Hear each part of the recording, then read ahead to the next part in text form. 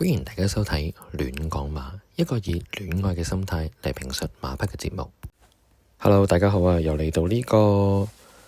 先拔頭籌專登第一場啊，咁就好耐冇見大家，咁啊又係挑戰呢個黑卡安迪資訊嘅時間，因為佢早前就冇頭威頭勢第一場，咁就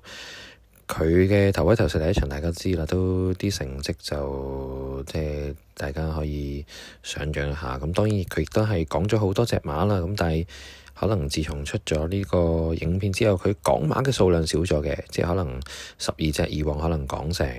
9隻10隻，咁而家可能係講6隻到啦，咁都好過講晒嘅嚇。咁啊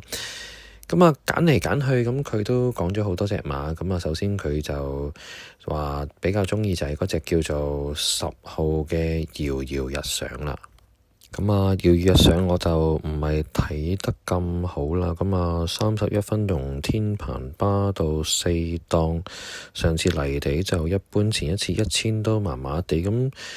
揀都諗唔到咩理由咯。我諗係除咗好分頭之外，我就唔係咁睇好啦。所以遙日上呢，我就第一個會查嘅。咁啊，至於佢講到5號嘅中華威威，咁其實都幾好啦，9歲啦，咁同埋都冇得保留1000有田大安，不過佢貼咗嘅話，咁我可能就會查呢隻啦。咁啊，睇之後呢，咁我就自己個人嘅心水就係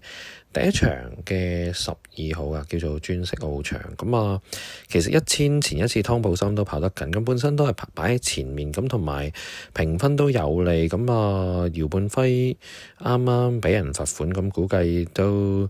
大家留意，通常被罰嘅騎師練馬師，尤其是練馬師，好多時罰款之後呢，咁之後就會帶佢搏上。咁啊，睇到姚半輝手馬都幾強嘅，咁我就先揀咗呢隻鑽石翱翔，都擺前面，再加黃志雲輕磅之外啊，咁啊練馬師王都可能買翻少少姚半輝嘅，咁所以今次就係用呢個